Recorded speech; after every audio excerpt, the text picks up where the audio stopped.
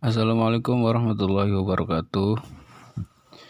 Kita sekarang sudah memasuki semester ganjil ajaran baru tahun 2020-2021. Oleh karena itu, mata pelajaran IPS materinya adalah sejarah Indonesia.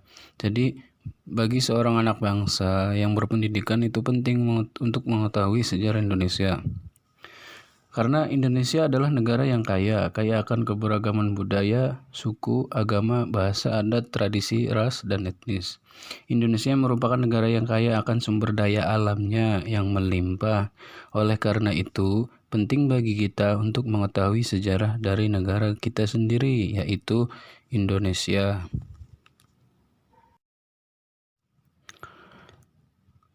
Materi ini dibuat oleh Abul Abbas SPD, atau panggil saja Bang Abbas. Materi ini diperuntukkan untuk siswa MTS kelas 7, kelas 8, dan kelas 9.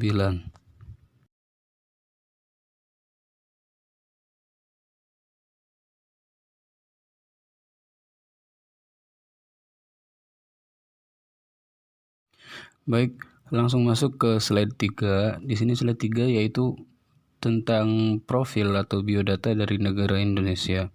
Nama negara Indonesia adalah Indonesia. Bentuk negaranya republik, mata uangnya rupiah, luas daratannya 1.904.569 km.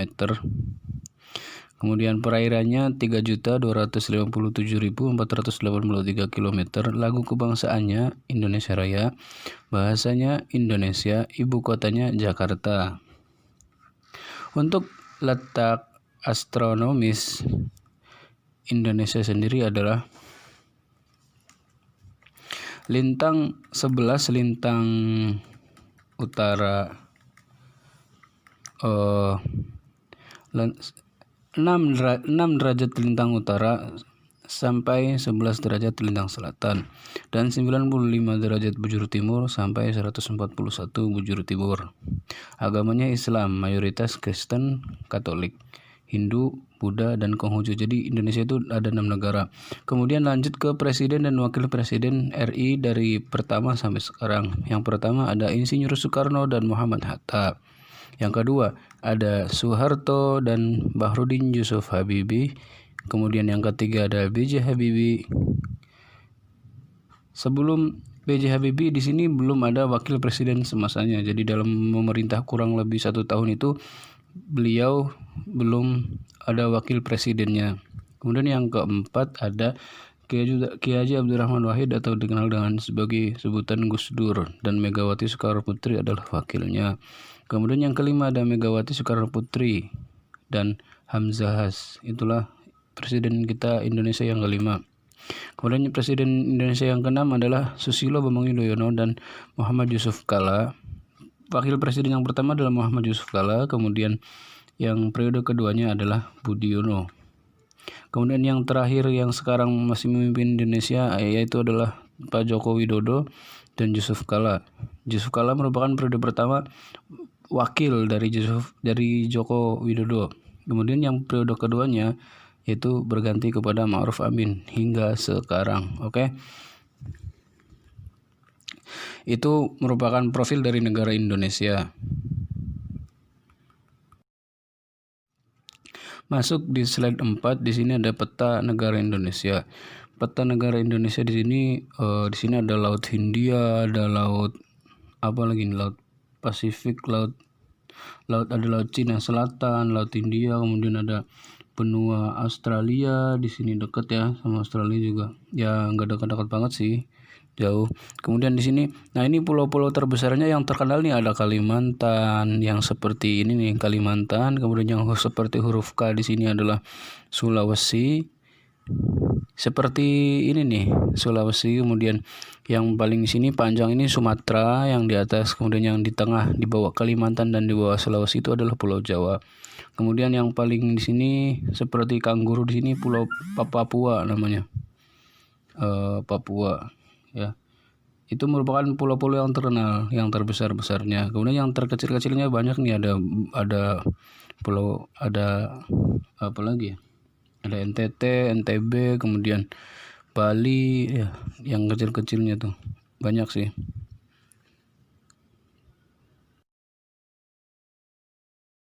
Next, selanjutnya kita masuk ke slide 5. Di sini ada sejarah awal. Di bawah pengaruh agama Hindu dan Buddha, beberapa kerajaan terbentuk di Pulau Kalimantan, Sumatera dan Jawa sejak abad ke-4 hingga abad ke-14. Jadi mulai abad ke-4 sampai ke-14 di sini mulai terbentuklah kerajaan-kerajaan seperti di Kalimantan, Sumatera dan Jawa. Nah, di sini melihat dari Kalimantan sendiri, yang pertama ada Kutai.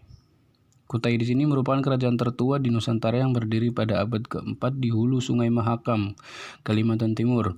Di wilayah barat Pulau Jawa, pada abad ke-4 hingga abad ke-7 Masehi, berdiri Kerajaan Tarumanegara.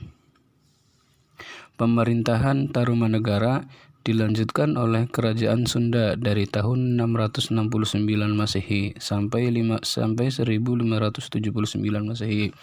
Pada abad ke-7 muncul Kerajaan Melayu yang berpusat di Jambi, Sumatera.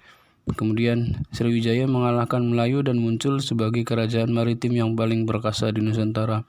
Wilayah kekuasaannya meliputi Sumatera, Jawa, dan Semenanjung Melayu, sekaligus mengontrol perdagangan di Selat Malaka, Selat Sunda, dan Laut Tiongkok Selatan. Jadi pertama itu ada Kerajaan Kutai yang paling tua ya di Nusantara pada abad ke-4 di hulu Sungai Mahakam di Kalimantan Timur. Kemudian yang kedua ada Kerajaan Tarumanegara yang memimpin dari abad ke-4 hingga abad ke-7 Masehi sendiri, itu ya Tarumanegara yang kedua.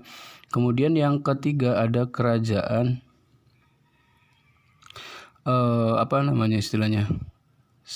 Melayu ya, Melayu yang berpusat di Jambi, Sumatera. Nah, kemudian setelah Melayu, kemudian ada muncul Kerajaan Sriwijaya. Nah, Sriwijaya ini kerajaan keempat di sini mengalahkan Melayu. Jadi akhirnya setelah Melayu kalah tumbang dari Sriwijaya, maka Sriwijaya ini berdiri memimpin kerajaan di Nusantara ini dengan sebutan yang paling perkasa di Nusantara, kerajaan maritim yang paling perkasa di Nusantara. Itulah Kerajaan Sriwijaya. Nah, kemudian wilayah kekuasaan dari Sriwijaya tersebut adalah meliputi Sumatera, Jawa, Semenanjung Melayu. Tadi seperti yang dikatakan tadi, Melayu kalah sehingga akhirnya jatuh ke tangan Sriwijaya, sehingga kekuasaan Sriwijaya tersebut sampai kepada Semenanjung Melayu. Nah, selanjutnya ketika masa memimpin atau masa pemerintahan, pengaruh Sriwijaya di bawah pengaruh Sriwijaya antara abad ke-8 dan ke-10 ya. Bangsa Sailendra dan Sanjaya berhasil mengembangkan kerajaan-kerajaan berbasis agrikultur di Jawa. Seperti agrikultur itu adalah bercocok tanam. Jadi masyarakat Jawa itu sudah mulai mengenal bercocok tanam, sudah mulai berkebun dan lain sebagainya, itu dari mulai pemerintahannya Wangsa Sailendra dan Sanjaya, yaitu dalam kerajaan Sriwijaya ya pada abad ke-8 sampai ke-10 sudah mengenalkan cara bercocok tanam, berkebun dan lain sebagainya. Kemudian peninggalan dari Sriwijaya sendiri adalah seperti Candi Borobudur, Candi Prambanan. Candi Borobudur dan Candi Prambanan itu yang kita kenal setiap berkunjung atau rekreasi, itu merupakan peninggalan dari Sriwijaya, yaitu yakni pada abad ke-13. Nah, kemudian selanjutnya ada Kerajaan Majapahit. Majapahit di sini yang dipimpin oleh Raden Wijaya dan Mahabati Gajah Mada. Kekuasaannya meluas sampai hampir meliputi wilayah Indonesia terkini dan hampir seluruhnya wilayah Indonesia itu dikuasai oleh Majapahit dan sering disebut sebagai zaman keemasan karena dalam sejarah bahasa Indonesia. Karena dalam sejarah bahasa Indonesia sendiri, kedatangan pedagang-pedagang Arab dan Persia melalui Gujarat, India, kemudian membawa agama Islam. Selain itu, pelaut-pelaut Tiongkok yang dipimpin oleh Laksamana Cheng Ho, Zheng He yang beragama Islam juga pernah menyinggahi wilayah ini pada abad ke-15. Para pedagang-pedagang ini juga menyebarkan agama Islam di beberapa wilayah Nusantara. Nah, itu Laksamana Cheng Ho juga pernah menyebarkan Islam ya, mampir ke Indonesia, menyebarkan Islam melalui perdagangan, melalui perkawinan dan lain sebagainya. Nah, kemudian Samudra Pasai. Nah, ini kerajaan Islam pertama di Indonesia adalah Samudra Pasai, yakni pada tahun 1267 atau 1267 merupakan kerajaan Islam pertama di Indonesia. Oke, next pada slide ke-6 kita sudah mulai memasuki tentang penjajahan ya. Indonesia pernah dijajah oleh beberapa negara seperti Portugis, Inggris, dan Jepang. Tetapi yang lebih lama itu adalah Belanda, karena Belanda itu 3,5 abad menjajah Indonesia. Indonesia merdeka pada tanggal 17 Agustus 1945. Saat itu Indonesia sedang dijajah oleh Jepang karena Jepang itu sendiri terdesak oleh sekutu, dikarenakan Jepang sedang terdesak oleh sekutunya yaitu Amerika, karena negara Jepang tersebut, kedua kota besarnya itu dibom atom, yaitu Hiroshima dan Nagasaki, dibom pada tanggal 6 dan 9 Agustus 1945. Nah, mulai saat itu Jepang sedang kocar-kacir, sedang panik ya karena kotanya dibom juga. Maka Indonesia memanfaatkan waktu tersebut untuk memproklamirkan kemerdekaan Indonesia.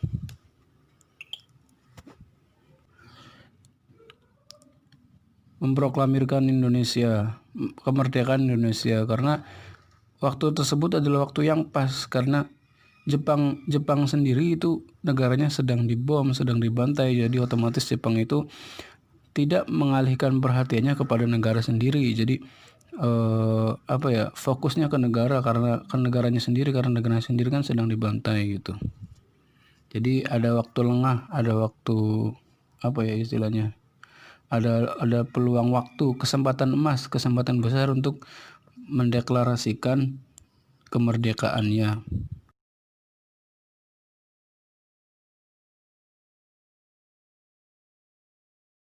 Next, masuk ke slide 7. Ada batas-batas wilayah. Batas wilayah Indonesia diukur dari kepulauan dengan menggunakan teritorial laut, yaitu 12 mil laut serta zona ekonomi eksklusif 200 mil laut searah penjuru mata angin. Yaitu utara ada negara Malaysia dengan perbatasan sepanjang 1.782 km, Singapura, Filipina, dan Laut Tiongkok Selatan, yaitu berada pada ukuran 1.782 km. Kemudian di bagian selatan, batas wilayahnya ada negara Australia, Timor Leste, dan Samudra Hindia. Kemudian di bagian barat ada Samudra Hindia. Kemudian di bagian timur ada negara Papua Nugini dengan perbatasan sepanjang 820 km, yaitu ada Timur Leste dan Samudra Pasifik. Akhirul kalam, wallahul muwaffiq ila aqwamit thoriq. Wassalamualaikum warahmatullahi wabarakatuh.